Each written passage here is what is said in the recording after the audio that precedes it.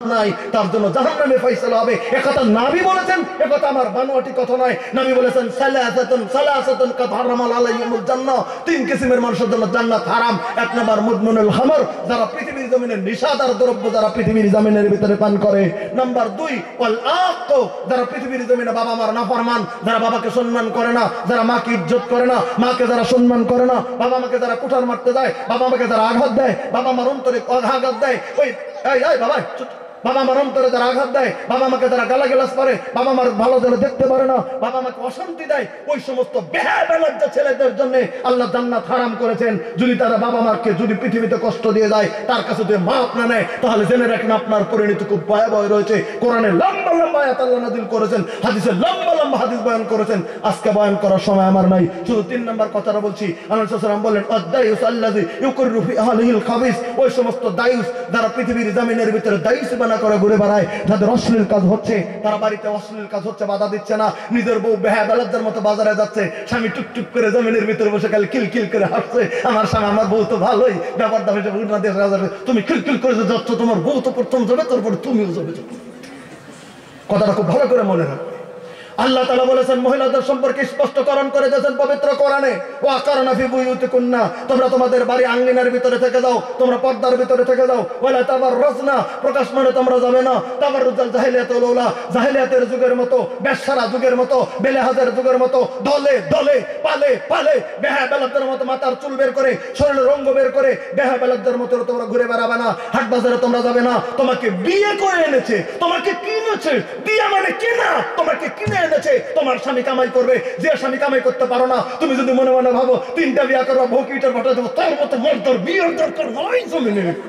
তুই বিয়ে করিস না পৃথিবীতে, তার মতো বেহা কে বিয়ে দিয়েছে? কে শরীয়ত তোকে বিয়ে করতে বলেছে? তোর বউকে তুই একটা বাথরুম দিতে পারবি না, তোর বউকে একটা ল্যাট্রিনের মতো দিতে পারবি না, তোর বউ একটা কাপড় দিতে পারবি না, বিয়ে করে তুমি ইটার বাটা পাঠাবে, তোর মতো বেহার বিয়ে শরীয়তে দেয়নি। আল্লাহ নবী সাল্লাল্লাহু আলাইহি ওয়াসাল্লামের যুগেও ছিল না। নবী সাল্লাল্লাহু আলাইহি ওয়াসাল্লাম বলেছেন রোজা রাখার জন্য তোর যদি কিছুই নাই, মোহরানা দিতে পারবি না, বউকে কাপড় দিতে পারবি না, খেতে দিতে পারবি না, বেহার মতো ঘুরে পারবি, তোর মতো বেহায়া রোজা থাক পৃথিবীর জমিনে।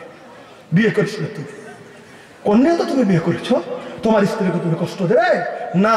আল্লাহ বলেছেন উপযুক্ত মোহর দিয়ে স্ত্রীকে তুমি বিয়ে করো। তাহলে আমার মা বোন আপনাদেরকে বলছি, আপনাকে বিয়ে করে স্বামী এনেছে, আপনি রানীর মতো বাড়িতে আপনি কাজ করে যাবেন, তার ছেলে মেয়ে আপনি লালিত পালিত করবেন, সংসারে কাজ করে যাবেন, আর আপনি ধর্ম করে যাবেন। আপনার স্বামী যদি বলে বেহার মতো ঘুরে বেড়া, আপনি বেরিয়েন না, আপনি বের হয়ে গেলে কিয়ামতের দিন আপনাকেও ডান্ডা খেতে হবে। কাজে গতিকে আমার ভাইরা, বেহায়া বেলার জন্মতে আমরা যাবো না।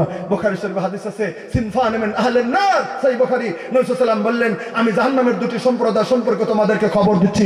লাম আরাহুমা, এখন আমার চোখের সম্মুখে তারা নাই, কিন্তু অবশ্যই তারা জমিনের ভিতর প্রকাশমান হচ্ছে, তো খুব তাড়াতাড়ি করে প্রকাশমান হচ্ছে। তার মধ্যে একটা হচ্ছে নিসাউন কাসিয়াতুন আরিয়াতুন মুমিলাতুন মাইলাতুন, এই সমস্ত মহিলা যারা নিসাউন, এই সমস্ত মহিলা কাসিয়াতুন আরিয়া, কাপড় পরিধান করার পরেও যারা পৃথিবীর জমিনে উলঙ্গ। কথাটা বোঝা যায় না? যাদের কাপড় নাই তাদেরকে আমরা ন্যাংটা বলি, আর নবী বলেন কাপড় পরিধান করার পরেও উলঙ্গ, মানে এমন সাইজের কাপড় পরবে যে সাইজের কাপড় পরার জন্য কাপড় পরিধান করার পরেও শরীয়তে ন্যাংটা বলছে। এত পাতলা কাপড় পরবে, ওই পাতলা কাপড়ের জন্য শরীরের চামড়া দেখা যাবে।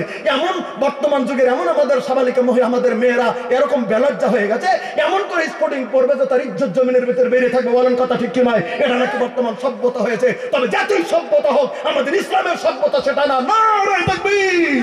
আমাদের ইসলামের সভ্যতা হচ্ছে পায়ের পাতা থেকে নিয়ে শরীরের সমস্ত কিছু ঢেকে একদম ফুলাবলি ঢালা ঢালে ড্রেস নিয়ে আমাদের মা বোন জমিনের ভিতরে চলবে, তাদের ইজ্জত যেন জমিনের ভিতর প্রকাশমান না হয়। আজকে আপনারা জানেন বিশ্বের বিভিন্ন রাষ্ট্র, বিভিন্ন রাজ্যে, ভারতবর্ষের বিভিন্ন রাজ্যে আমাদের মা বোন সুন্দরতম করে লেখাপড়া করে বর্তমানে এসপিডিসি পর্যন্ত হচ্ছে, সুললিত করিয়া এই সম্মানিত করে বাঁচিয়ে রেখে আপনারা এগিয়ে যান। আমি বলবো না আমাদের মা বোন এগিয়ে যাবেন, এগিয়ে যাবেন, তবে বেহায়া বেলাজ্জার মতো এগিয়ে যাবেন না, শরীয়তকে সম্মুখে রেখে এগিয়ে যান। আল্লাহ আপনাকে বরকত দেবে, হেফাজত করবে। যা হোক, আমি যতটুকু আলোচনা আপনাদের কাছে রেখেছি, আমি আদায়ের কাছে যাইনি, আমার ভাই জানাচ্ছে আদায় করবে। কাজে থেকে সনাম ধন্য জানেন আসাম বাংলার সব বক্তা সম্রাট বিভিন্ন জায়গাতে আজকে সভা করে। আমার আগামী জানুয়ারির 5 তারিখে আমার বাড়িতে সভা দিছি, আমার বিবিটা বলছে আফসার সাহেবের বক্তব্য শুনবে, ঠিক আছে নিয়ে যাই। আমার গ্রামের সভা, প্রধান বক্তা উনি, আমার গ্রাম তো জায়গা কল্যাণপুর জানেন তো। আমি তো একটু ভেমেজালি, মানে এই জন্যে এলাকা, আপনাদের এলাকা আগে খুব ঘন ঘন আসতাম, এখন তো সরকারি তেরোতে চাকরি হওয়ার পরে এখন খুব বিজি। এনাদের চাকরি হলেও রাস্তাঘাট ভালো, আমাদের রাস্তাঘাট একটু জটিল, যার জন্য আমার জন্য একটু জটিল হয়। এখন 3টায় বের হতে হয়, আপনারা তো জানেন 3টার আগে। আজকে দেখলাম আমরা নতুন করে 3:30 হাই স্কুল থেকে বের হতে হবে, এখন তো আরো জ্বালা। এখন তো 3টায় বেরোতাম, এখন হয়তো 3:30টায় বেরোতে হবে, তাহলে এখানকার জালসা ধরার মতো অবস্থা নাই। জায়গা তাও যদি কোনোদিন আসি, কোনোদিন হয়ে যাবে, যদি কালেকশন ছাড়া জালসা থাকে মাস্টার ভাইয়ের কাছে খবর দিলেই ইনশাল্লাহ আপনাদের কাছে চলে আসবো। আল্লাহ তাআলা আমাদেরকে সৎ আমল করার তৌফিক দিয়ে কালাম আমিন, আরো জোরে আমিন বলেন। যাই হোক ইনশাল্লাহ আল্লাহর কাছে দোয়া করি আমাদের সবাইকে আল্লাহ তাআলা হেফাজত করুক, সবাইকে সুস্থ মাইন্ডে ভালোভাবে চলার তৌফিক দান করুক।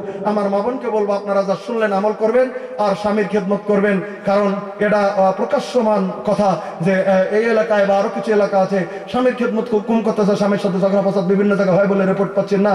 আমরা যদি পশ্চিমালার কাছাকাছি থাকি একটু স্বামীর খেদমত করবেন। আল্লাহ বলেছেন রিজালু কাওয়ামুন আলান নিসা, পুরুষকে মহিলাদের হাকিম বানানো হয়েছে, কাজে ম্যাজিস্ট্রেট হিসাবে সম্মান দেবেন। তাই বলে আপনাদের আবার ভাবেন না আমি ম্যাজিস্ট্রেট হয়ে গেছে আমার বউকে যাতা ব্যবহার করবো না। আপনার বউকে আল্লাহ তাআলা বলেছেন ইস্তাউসু বিন নিসাই খাইরা, তোমার বউয়ের সাথে ভালো ব্যবহার করো, কারণ সেটা তোমার বান্দি নয়, সেটা তোমার বউ, তোমার ভালো ব্যবহার করতে হবে। এটাও পুরুষকে আল্লাহ ঠিকানা দিয়েছে। কিছু পুরুষ খাসলত এরকম আছে, বাজারে যা বড় বড় মিষ্টি খাবো, বড় বড় জিলাপি খাবো, বড় বড় খাবো, এটা খাবো ওটা খাবো, বউর জন্য আনবা না, কিয়ামত পর্যন্ত তোমার হিসাব দিতে হবে। তুমি সব খাবে, তোমার বউকে তুমি দিবে না, এটা কেমন সাইজের তুমি নেমো খারাপ পুরুষ? হ্যাঁ, তোমার বউকেও তোমাকে দিতে হবে, তুমি যেটা খাবে বউকেও খেয়াতে হবে, এটাই হাদিসের ইবারতের মধ্যে রয়েছে। তুমি যা খাও বউকেও খাওয়াও, তাহলে 50 আপনি 5 দিন মিষ্টি খান, 2 দিন বউকেও খাওয়ান, তাহলে বউ একলাই আদর করবো, ঝগড়া ফসাদ থাকবো না, ঠিক আছে? আর বউ যারা আছেন বেশি বেশি করে স্বামীকে সালাম দেবেন, দেখবেন আপনার স্বামী আপনাকে ভালোবাসছে। কোন কবিরাজের তাবিজ নিতে হবে না, আমার স্বামী আমাকে ভালোবাসে না, আমার স্বামী আমার কথা শোনে না, আমার স্বামী আমার কথা শোনে না। আপনি বেশি বেশি করে স্বামীকে সালাম দেন, স্বামী দেখবেন আল্লাহ আপনার কাছে মহব্বত সৃষ্টি করে দেবে। একটা মেডিসিন দিয়ে গেলাম, এটা আল্লাহর নবীর মেডিসিন, হাদিসের মেডিসিন। কোন কবিরাজ ধরে সান্দরি বান্দরি, কোন কবিরাজ ওই যে অকথ্য ভাষা দিয়ে আপনাকে তাবিজ কবজ করবে, এগুলা শরীয়তে যেগুলো ভূত প্রেতের দোহাই দেবে, আল্লাহ বাদ দিয়ে কাহারই দোহাই চলবে না। কাজে সেখানে না যায় আল্লাহ নবীর তরিকা অনুযায়ী সালাম দিয়ে স্বামীকে রাজি রাখুন। আল্লাহ তাআলা আমাদেরকে হেফাজত করুক। এখানে বলেই বাসার ত্রুটি কিছু রাগারাগি করছি, মাফ করবেন। বাসার ত্রুটি মাপ চেয়ে আপনাদের কাছ থেকে বিদায় নিচ্ছি। আমা আলাইনা ইল্লাল বালাগ। আসসালামু আলাইকুম ওয়া রাহমাতুল্লাহি ওয়া বারাকাতুহু। আলহামদুলিল্লাহ, আমার সামনে এলাকার ভাই সবাই চিনি।